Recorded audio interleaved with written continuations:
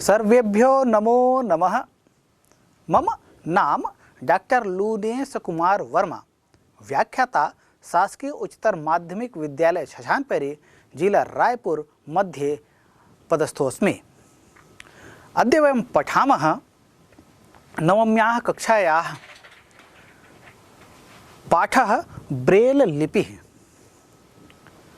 प्यारे बच्चों, आप सभी जानते हैं सभी विद्यालयों में समावेशी शिक्षा की व्यवस्था है। जब हम बात समावेशी शिक्षा की करते हैं, इसका तात्पर्य होता है कि जो विशेष आवश्यकता वाले बच्चे होते हैं, जो दिव्यांग बच्चे होते हैं, उन सब के लिए भी वैसी ही शिक्षा की व्यवस्था जैसे सामान्य बच्चों के लिए होती है, ऐसी व्यवस्था की गई है। इसे ही समावेशी शिक्षा के नाम से जाना जाता है।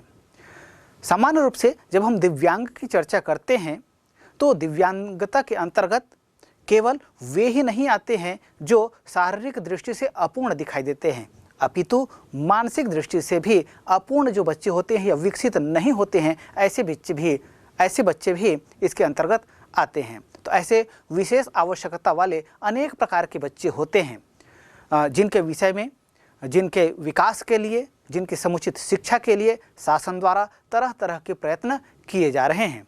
तो ऐसे ही जो बच्चे हमारे विद्यालय में होते हैं, उनके लिए क्या क्या सुविधाएं होती हैं, क्या क्या सुविधाएं होनी चाहिए, क्यों होनी चाहिए, इसके विषय में चिंतन करने की आवश्यकता है। और यह जो पाठ है ब्रेल लिपि, निश्चित रूप से हमें इसी ओर संकेत करती है कि हमें इनके भी विकास के लिए, इनकी समुचित शिक्षा के लिए चिंतन करना चाहिए। और सभी विद्यालयों में ऐसे जो विशेष आवश्यकता वाले बच्चे होते हैं, उनके लिए समुचित शिक्षा की व्यवस्था हो, इसकी पहल हमारा यह जो पाठ है ब्रेल लिपि यह करता है।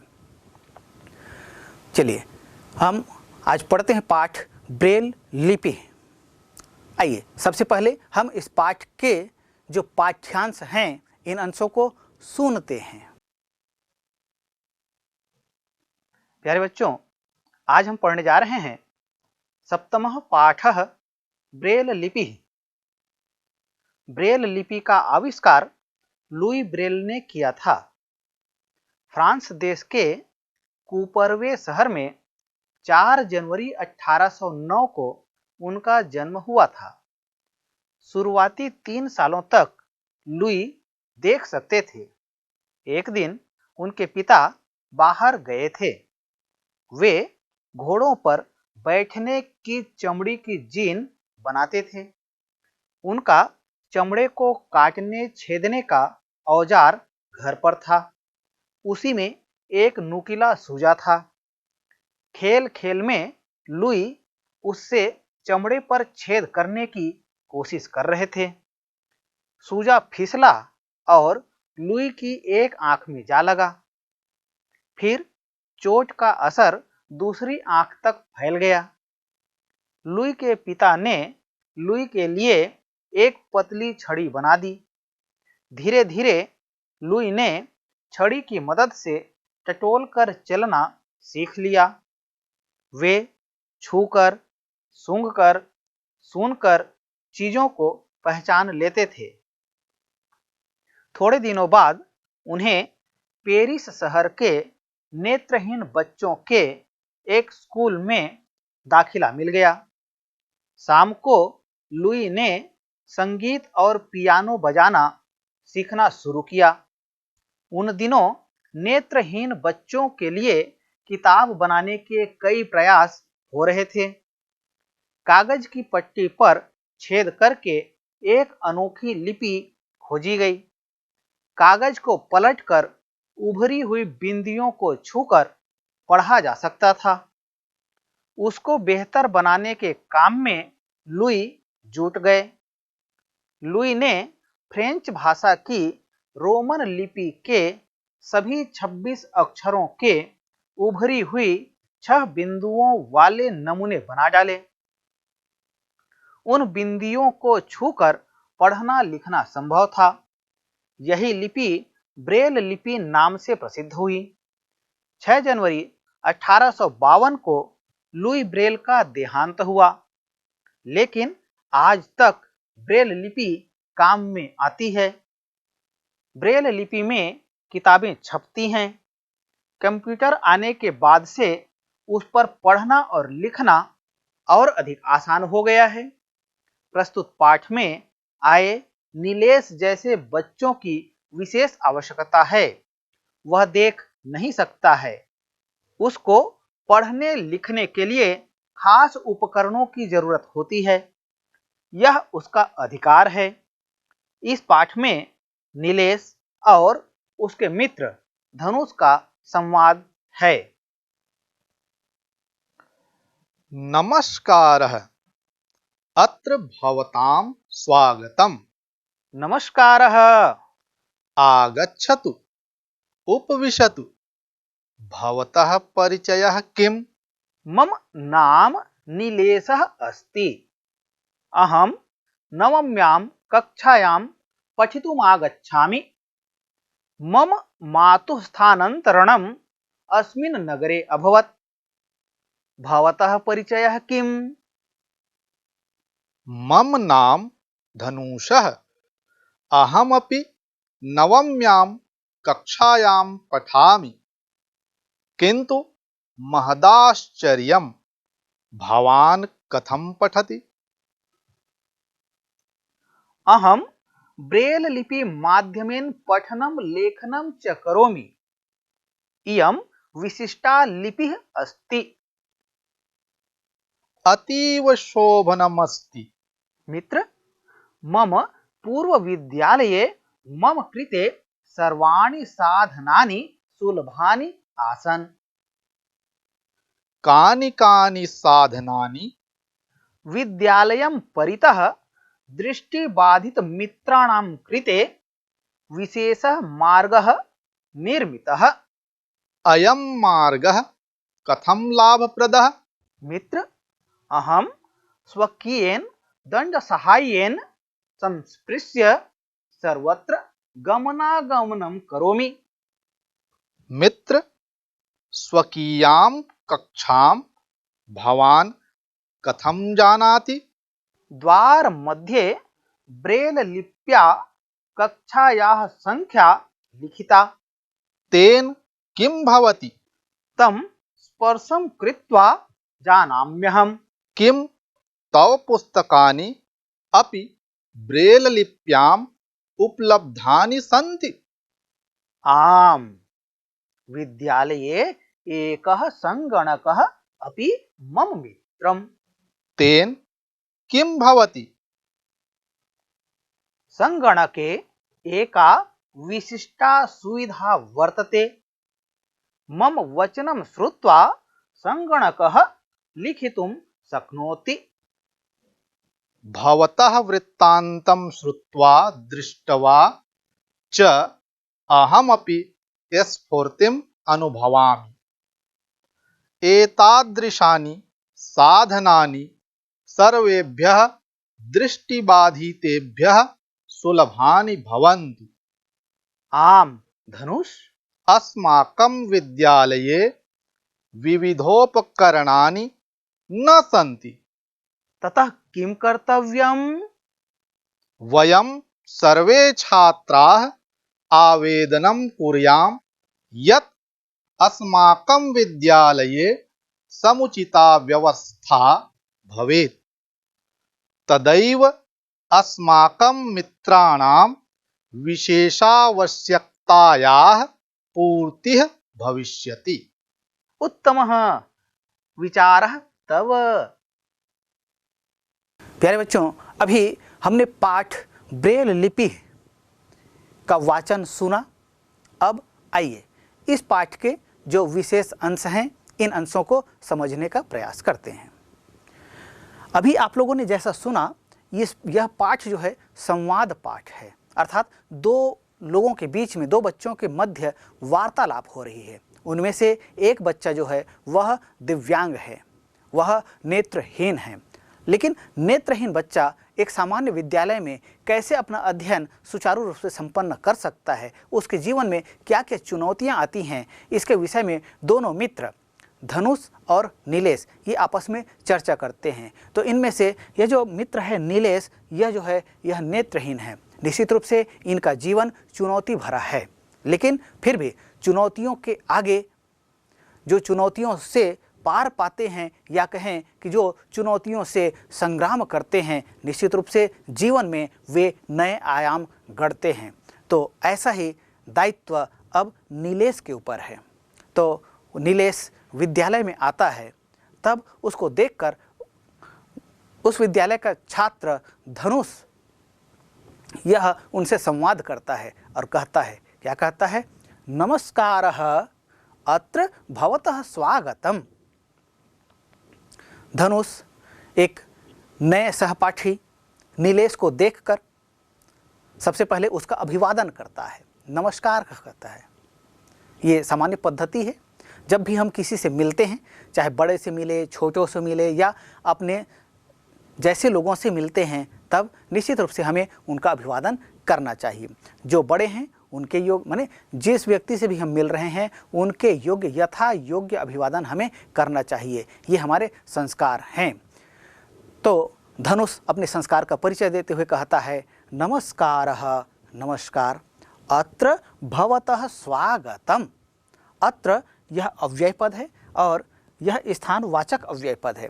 इसका तात्पर्य होता है यहाँ, अर्थात इस विद्यालय में भवतः, भवतः भवान मूल शब्द है और इसका षष्ठी विभक्ति एक वचन का यह रूप है। इसका तात्पर्य होता है आपका स्वागतम, सुधन आगतम इति स्वागतम। यहाँ पर यण स्वर संधि का प्रयोग हुआ है और इसका तात्पर्य होता है स्वागत है। तो धनुष अपने एक नए सहपाठी को देखकर उनको नमस्कार करता है और कहता है, अत्र भवतः स्वागतम, यहाँ आपका स्वागत है। अब जब कोई व्यक्ति हमसे उचित अभिवादन करता है, तब उसके अभिवादन को सुनकर निश्चित रूप से प्रतिक्रिया देना चाहिए। तो नीलेश धनुष के अभिवादन को सुनकर क्या प्रतिक्रिया करता है? नीलेश कहता है नमस्कारः, अर्थात धनुष ने जब उनको नमस्कार कहा, तब नीलेश भी उसको क्या कहता है? नमस्कारः, नमस्कार करता है।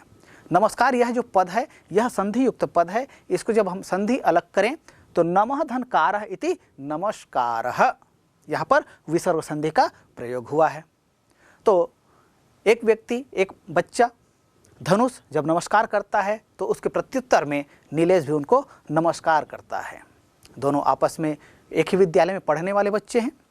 अब जब उन्हें अपने अभिवादन का प्रतिक्रिया मिल गया, तब धनुष पुनः अपने मित्र से कहता है, क्या कहता है? आगच्छतु उपविशतु भवतः परिचयः कः। तो इस तरह से उन दोनों में वार्तालाप प्रारंभ होता है। आगच्छतु, आगच्छतु का तात्पर्य होता है आओ। ये शब्द कैसे बनता है? आ उपसर्ग है, गम धातु है, लोट लकार प्रथम पुरुष एक वचन का यह रूप है और इसका तात्पर्य होता है आओ। उपविशतु, उपविशतु शब्द में उप उपसर्ग है, विस धातु है, लोट लकार प्रथम पुरुष एक वचन का यह रूप है और इसका तात्पर्य होता है बैठो। तो धनुष कहता है आगच्छतु उपविशतु, आओ बैठो। फिर उनसे पूछता है, क्या कहता है? भवतः परिचयः कः। भवतः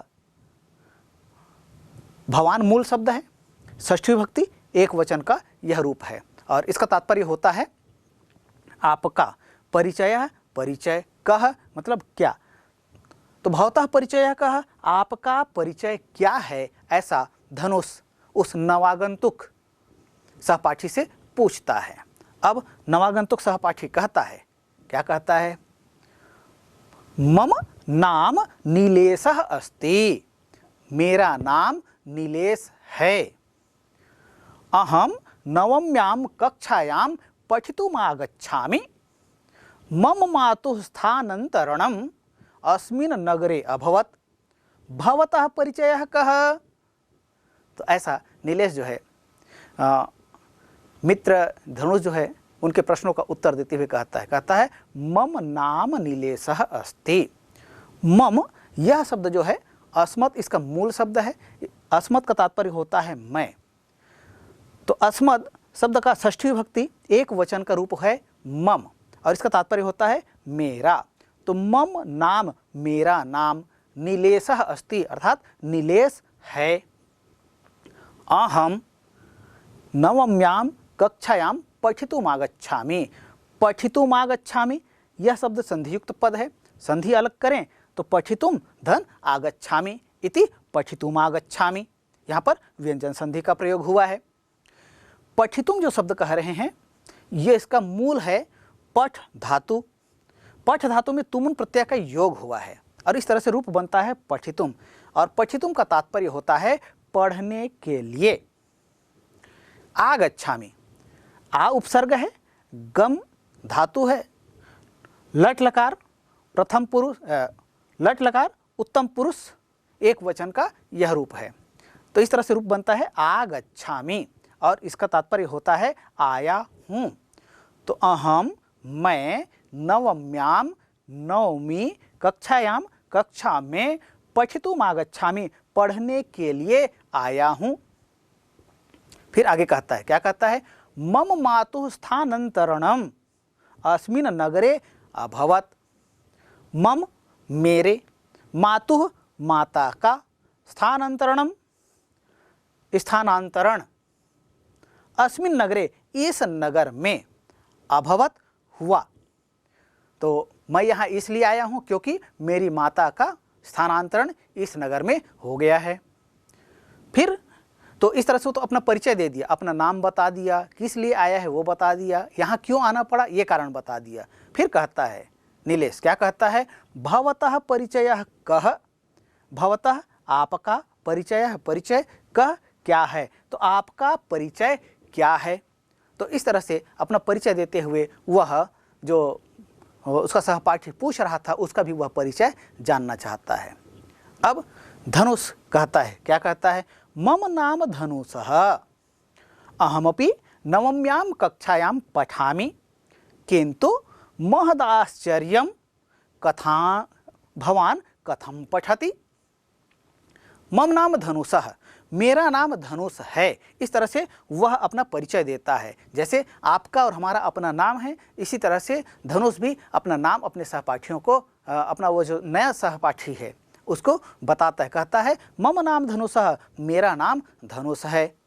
और फिर कहता है अहमपि, अहम धन अपि इति अहमपि, यहाँ पर व्यंजन संधि का प्रयोग हुआ है।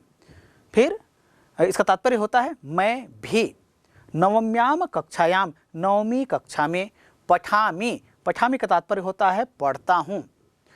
पठामि यह धातु रूप है, क्रिया रूप है। इसके रूप को पहचानने के लिए यदि कहा जाए तो हम इसकी पहचान कर सकते हैं।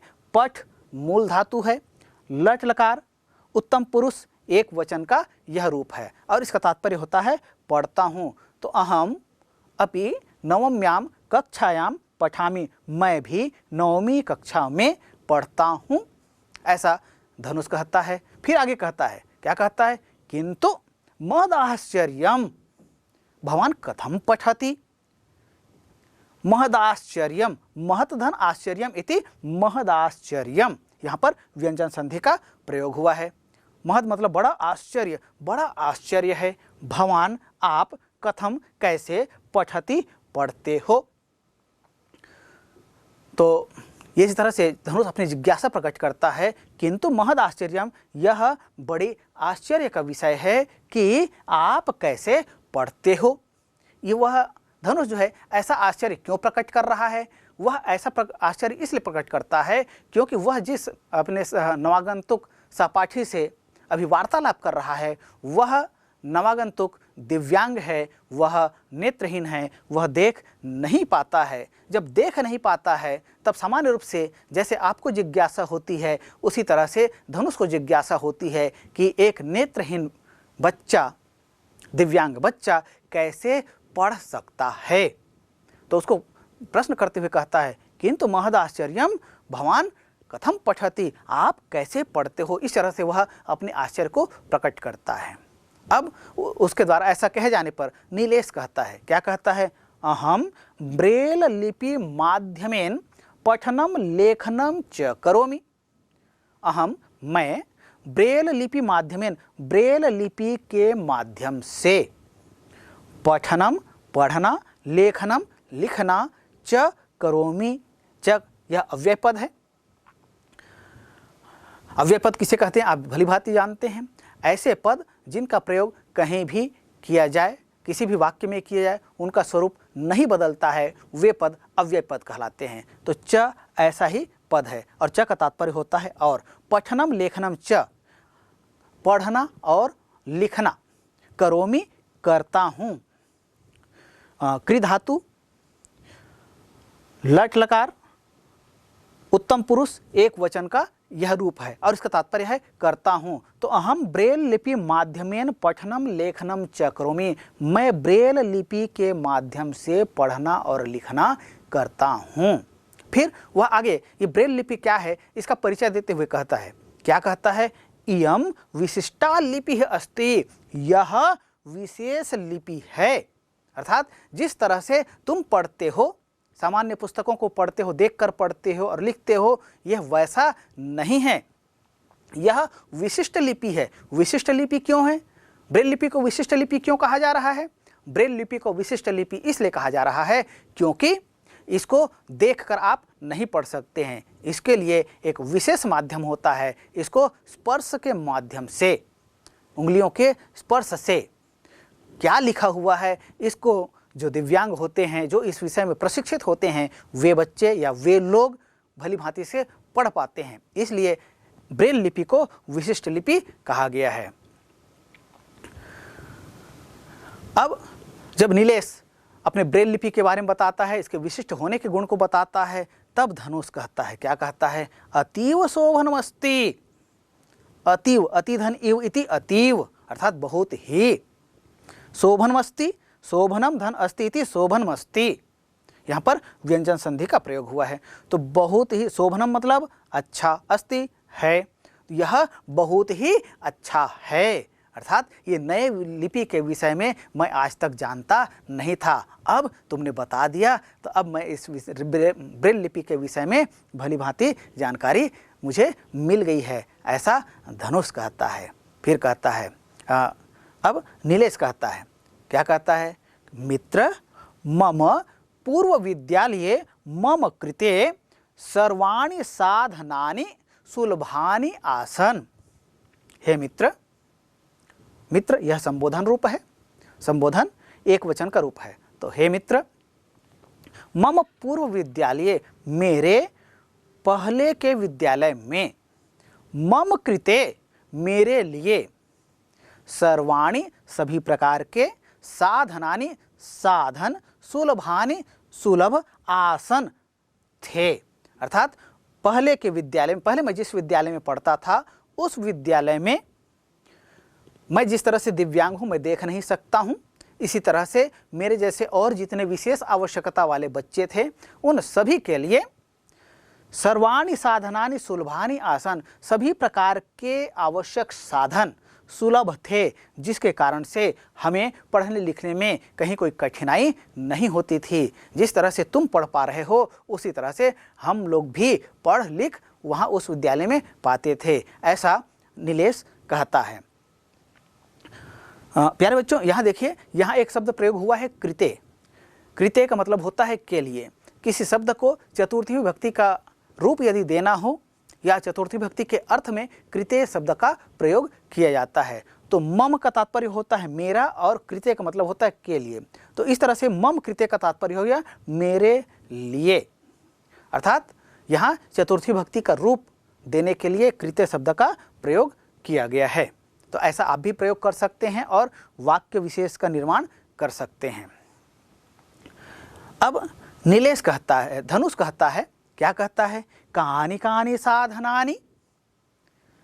जब नीलेश कहता है कि मेरे विद्यालय में पहले बहुत से साधन जो है सुलभ थे, सभी प्रकार के साधन सुलभ थे, तब जिज्ञासावश आपको भी जिज्ञासा होती क्या क्या साधन उपलब्ध रहे होंगे। तो उसी तरह से धनुष भी अपनी जिज्ञासा व्यक्त करते हुए कहता है कहानी कहानी साधनानि, क्या क्या साधन वहाँ उपलब्ध थे।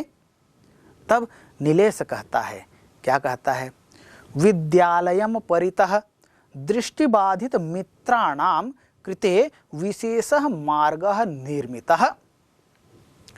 विद्यालय परितः, विद्यालय के चारों ओर, दृष्टिबाधित मित्राणां कृते, अर्थात दृष्टि बाधित जो मित्र हैं, जो दिव्यांग हैं, ऐसे उन सब के लिए विशेषः मार्गः निर्मितः, विशेष मार्ग बने हुए थे। अर्थात हम किस मार्ग में चलें? सामान्य मार्ग जो है यह अलग होता है, लेकिन ब्रेल लिपि में जिस तरह से पढ़ने की एक विशेष लिपि है, इसी तरह से चलने के लिए उनके पूर्व विद्यालय में एक विशेष पथ, विशेष रास्ता बना हुआ था, जिस रास्ते में अलग अलग निशान बने हुए थे, जिसको स्पर्श करके उन रास्तों के बारे में जो दृष्टिबाधित मित्र होते थे वे भली भांति जान लेते थे और उन्हें जहाँ जाना होता था वहाँ वे चले जाते थे और अपने विभिन्न कार्यों को वे संपादित करते थे। तो ऐसा नीलेश जो है अपने मित्र को बताता है कि वहाँ क्या क्या साधन उपलब्ध थे। अब धनुष कहता है, क्या कहता है? अयम मार्गः कथम लाभप्रदः। अर्थात अयम मतलब यह, मार्गः मतलब मार्ग, कथम कैसे, लाभप्रदः लाभप्रद है। अर्थात यह जो विशेष मार्ग बता रहे हो जिनमें विभिन्न प्रकार के निशान बने होते हैं, ये किस प्रकार से लाभप्रद हैं। अर्थात इन मार्गों से तुम्हें या जो दृष्टिबाधित होते हैं उन्हें किस प्रकार से सहायता प्राप्त होती है, ऐसा प्रश्न करता है। तब उनके प्रश्न को सुनकर नीलेश कहता है, मित्र अहम स्वकीयेन दंड सहायेन संस्पृश्य सर्वत्र गमनागमनम करोमि। हे मित्र, अहम मैं स्वकीयेन अपने दंड सहायेन अपने डंडे के सहारे से संस्पृश्य स्पर्श करके सर्वत्र सभी स्थानों पर गमनागमनम जाना और आना करोमि करता हूँ। अर्थात जो डंडा जो वह दृष्टिबाधित था नीलेश, इसलिए उसके हाथ में हमेशा एक छड़ी होती थी और जिस मार्ग पर वह चलता था वह विशेष मार्ग था, वहाँ तरह तरह के निशान बने हुए थे। उन सब को वह अपने उस छड़ी की सहायता से, उस डंडे की सहायता से स्पर्श करते हुए उन्हें जहाँ जाना होता था वहाँ वह चला जाता था और अपने विभिन्न कार्यों को वह संपादित करता था। तो इस तरह से वह अपने मित्र धनुष को बताता है। अब धनुष पुनः कहता है, क्या कहता है? मित्र स्वकीयाम कक्षाम भवान कथम जानाति।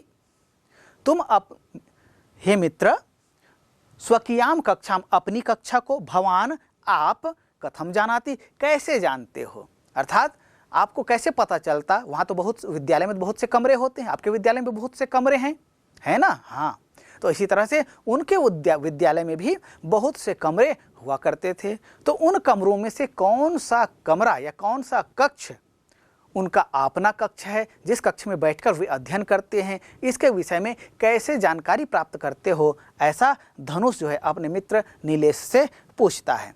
अब नीलेश कहता है, द्वार मध्ये ब्रेल लिप्या कक्षायाः संख्या लिखिता। द्वार मध्य, द्वार के बीच में, ब्रेल लिप्या, ब्रेल लिपि से। ब्रेल लिप्या शब्द जो है, ब्रेल लिपि मूल शब्द है, यहाँ पर तृतीय विभक्ति एक वचन का प्रयोग हुआ है। इसका तात्पर्य होता है ब्रेल लिपि से। कक्षायाः, कक्षा के, संख्या लिखिता, संख्या लिखी हुई है।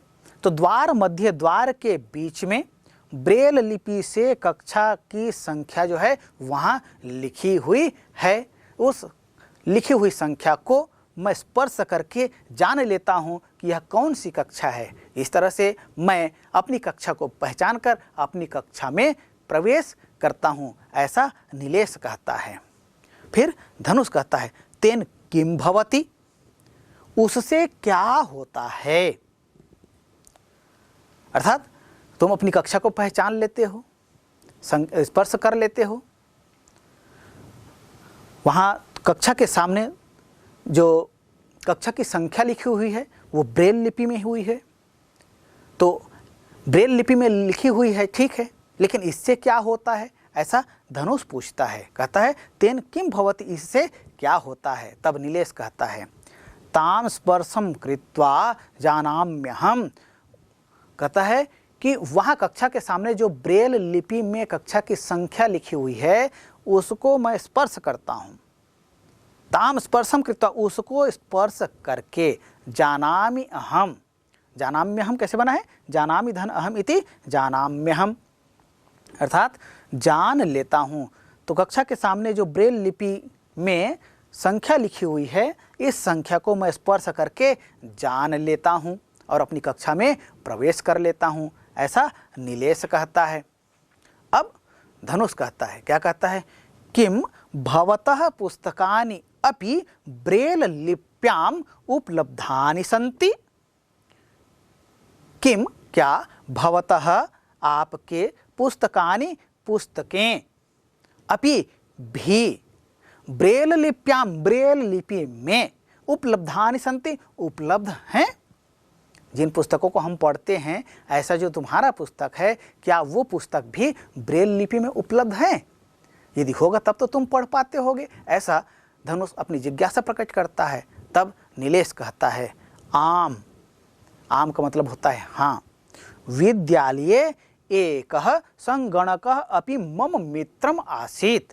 विद्यालय में एक संगणक भी, संगणक आप सभी जानते हैं आधुनिक यंत्र है, जिसको आंग्ल भाषा में कंप्यूटर कहा जाता है। तो मम विद्यालये एकः संगणकः अपि, ये देखिए चित्र में आपको दिखाई दे रहा है ये संगणक, जिस तरह से आजकल संगणक के माध्यम से विभिन्न कार्यों को संपादित किया जाता है, तो ऐसा ही एक संगणक जो है नीलेश जिस विद्यालय में पढ़ता था वहाँ भी था।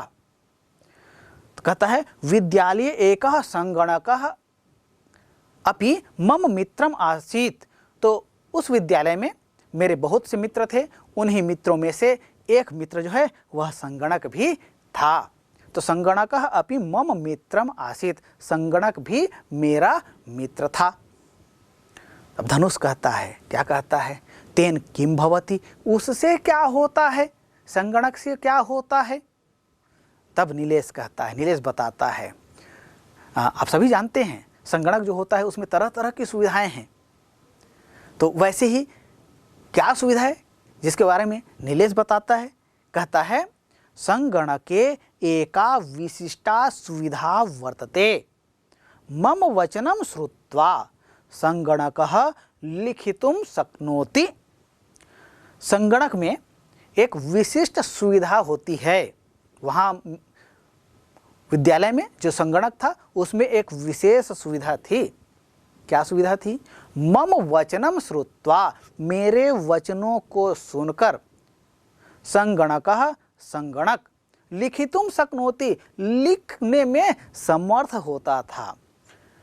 तो यहाँ पर शब्द आया है श्रुत्वा, श्रु धातु त्वा प्रत्यय, और श्रु मतलब होता है सुनना, त्वा प्रत्यय का प्रयोग जो है कर अर्थ में होता है, तो श्रुत्वा का तात्पर्य होता है सुन कर।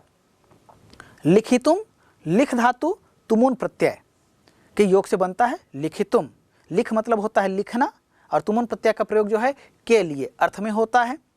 तो यहाँ लिखितुम का अर्थ क्या हुआ, लिखने के लिए या लिखने में, शक्नोति समर्थ होता है।